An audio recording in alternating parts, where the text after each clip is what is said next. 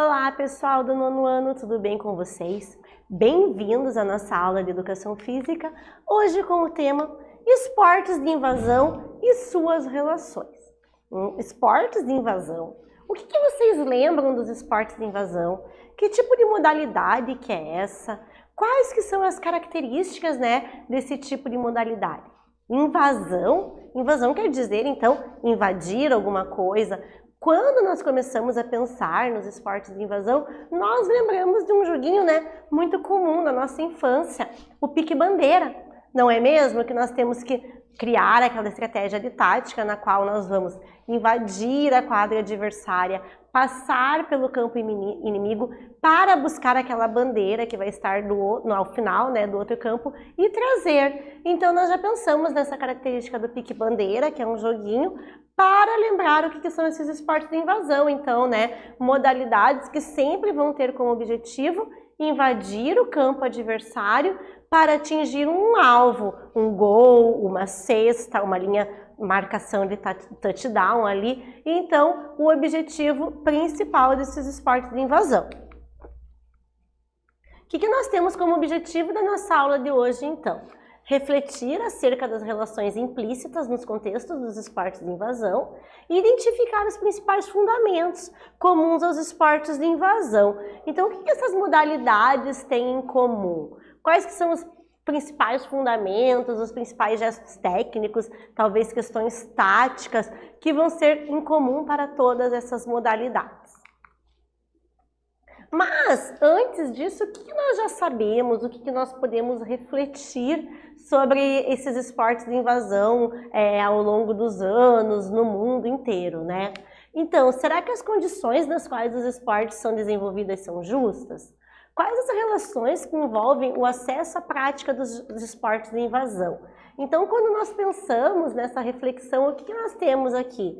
Nós temos, de um lado, várias crianças tendo a oportunidade de praticar uma modalidade esportiva numa condição igualitária.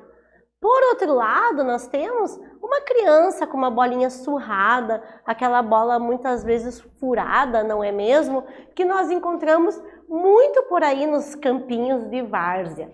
E parando para pensar, será que essa criança, que às vezes nem se alimenta direito, ela vai ter a mesma chance de chegar a ser um jogador profissional, um atleta de alto nível, de alto rendimento, que aquela outra criança que vai ter sempre as melhores condições de vestimenta, de uniforme, de chuteira? Então nós ainda temos uma desigualdade muito grande de acesso, não só se a gente pensar na educação enquanto um todo, mas igualdade de acesso nas práticas esportivas.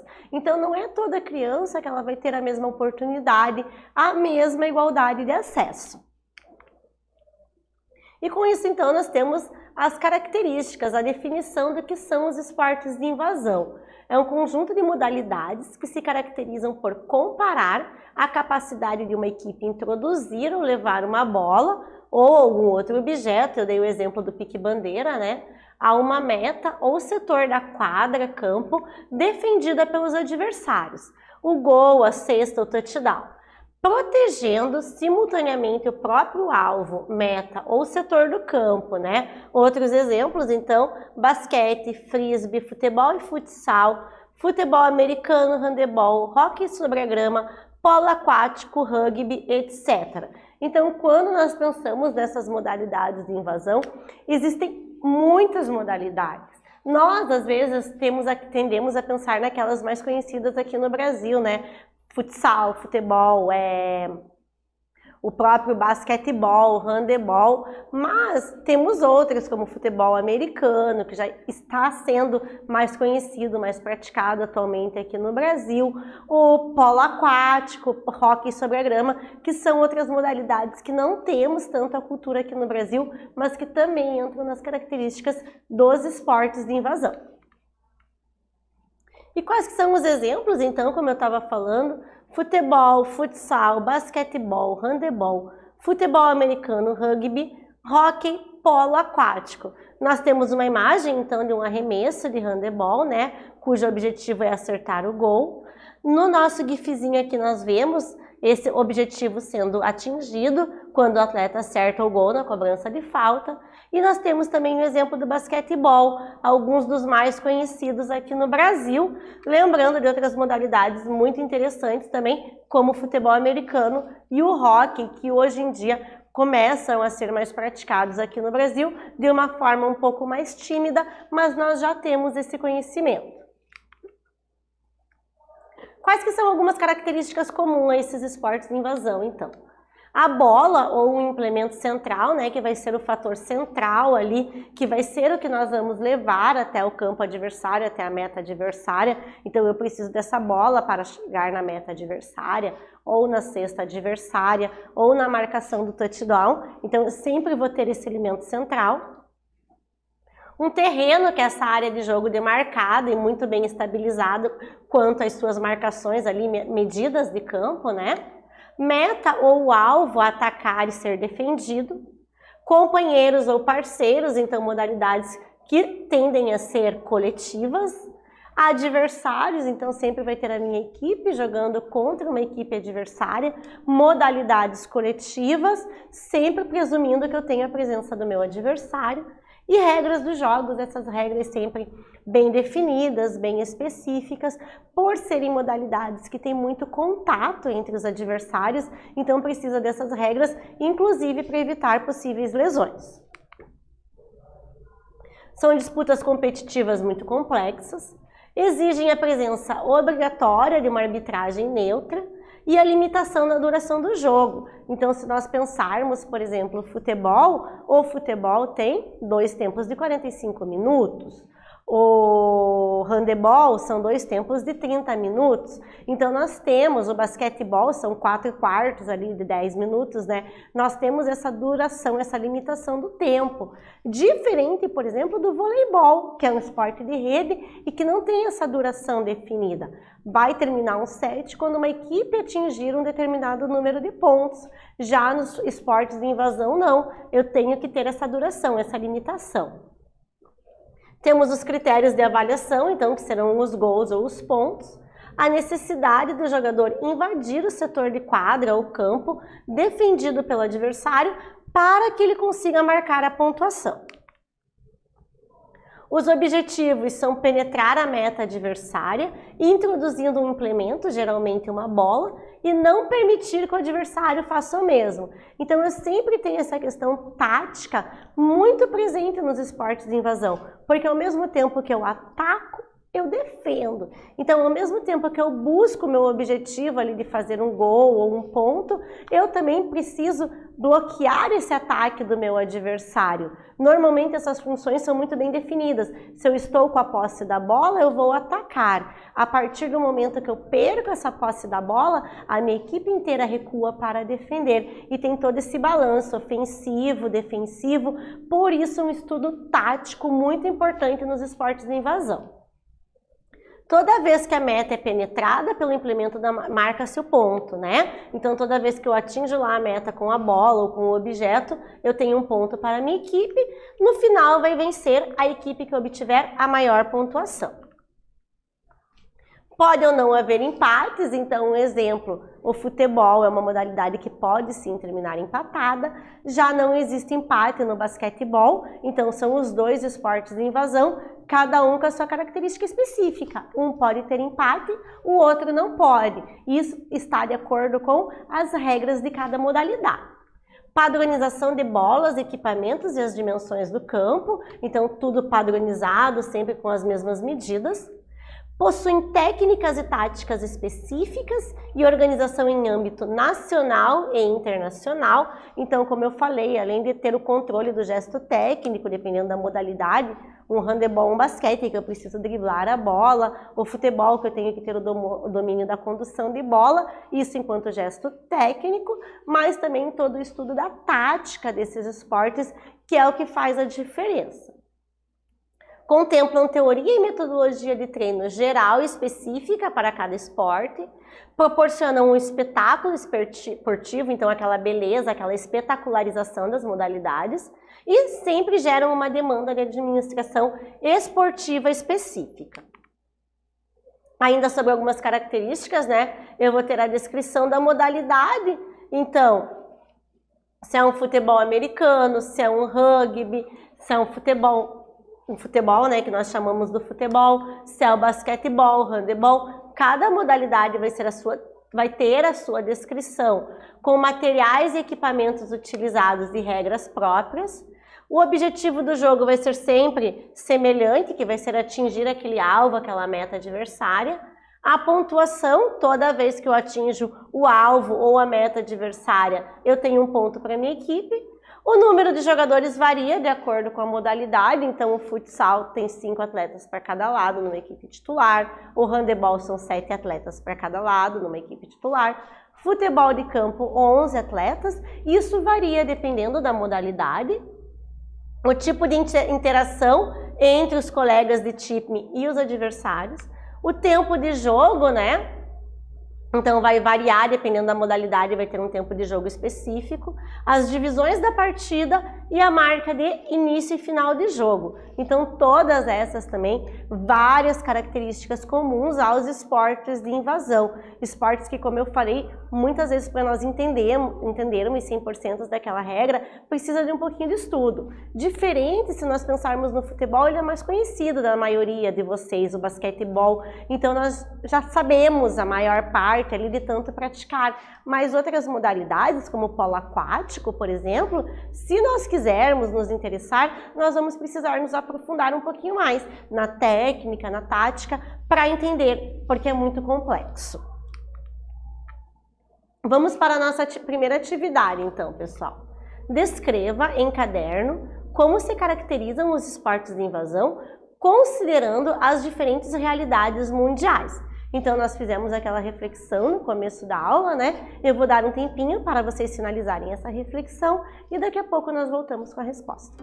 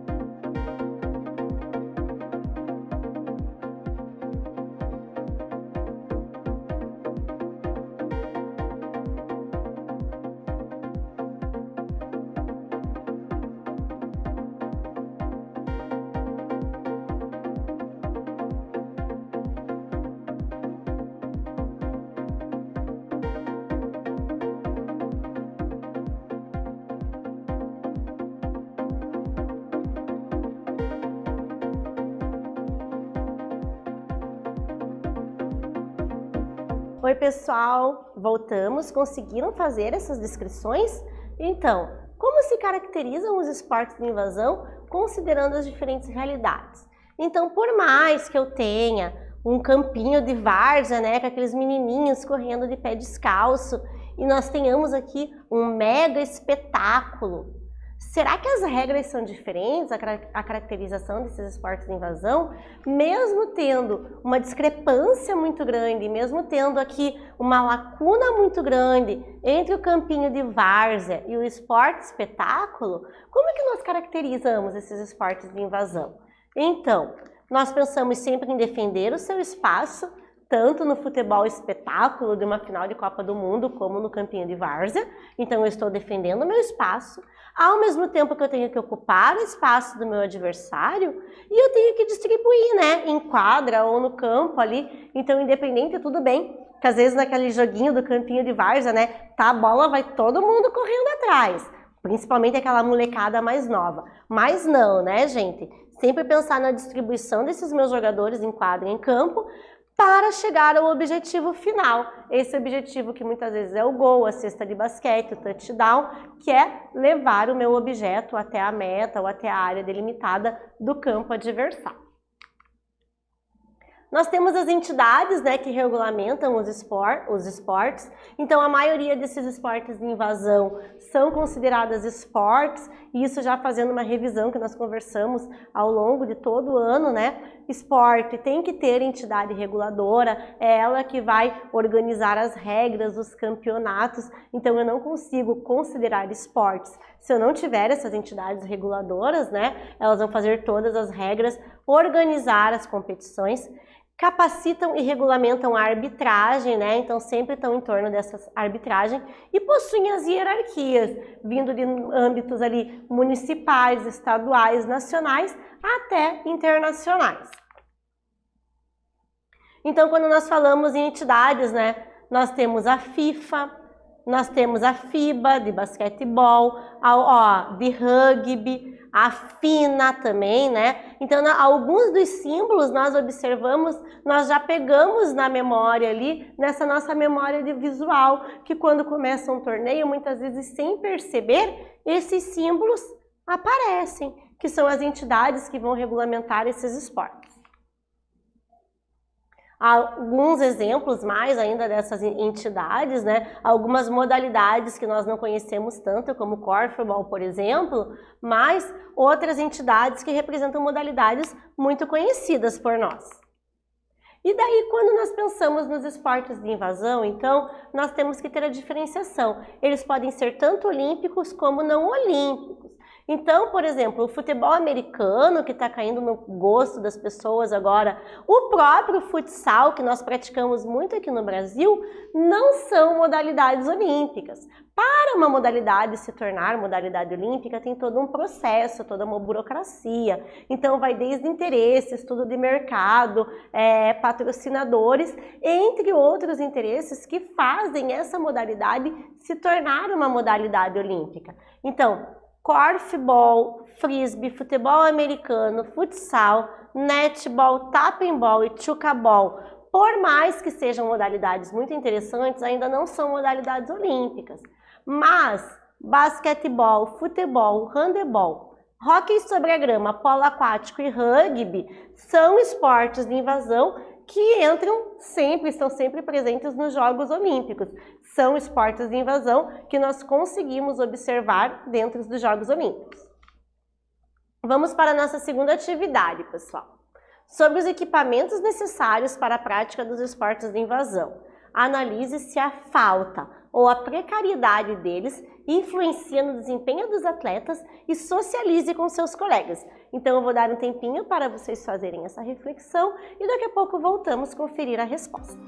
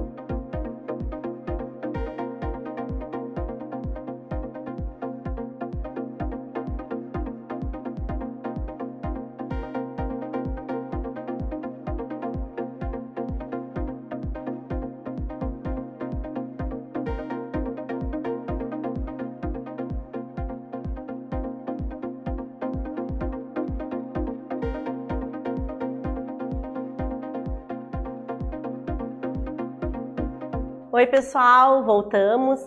E aí, gente, será que a falta de equipamentos ele vai influenciar no desempenho dos atletas? O que vocês acham? Vamos refletir um pouquinho, né? Então, como eu comentei no começo da aula, será que aquela criança que vai praticar um futebol num campinho de várzea com uma bola furada, ela vai conseguir ter o mesmo desempenho daquela outra criança que tem a melhor chuteira, que tem uma bola perfeita para a prática? Será que a bola furada vai ajudar no domínio do gesto técnico da mesma forma que uma bola que seja real ali, que não esteja furada, que tenha um mínimo de condição de uso? Será que se eu penso, por exemplo, no basquetebol, se eu já treino com a bola na altura da cesta correta, com a bola no peso ideal, eu vou conseguir ao longo dos anos ir desenvolvendo. Mas se eu simplesmente marco um arozinho ali de qualquer jeito, na altura errada, eu vou conseguir ter a mesma condição de desenvolver? Então não, né, gente? Algumas modalidades esportivas, lógico, elas podem ser adaptadas, elas podem ser praticadas em qualquer lugar, mas se eu penso em desenvolver todas as habilidades necessárias, principalmente para se tornar um profissional, eu vou precisar, sim, de equipamento, de material, de apoio, e isso muitas vezes é o que marca a desigualdade nas sociedades. Muitas vezes aquela criança que não teve o mesmo apoio, ela poderia vir a desenvolver, mas faltou alguma coisa ali no meio do caminho. Conseguiram anotar essas reflexões? Eu vou deixar para vocês então aqui sugestão de vídeo sobre esses esportes de invasão, as referências do material que nós utilizamos na aula de hoje. E é isso, pessoal. Com isso nós finalizamos mais uma aula de Educação Física. Eu espero que vocês tenham gostado e até breve.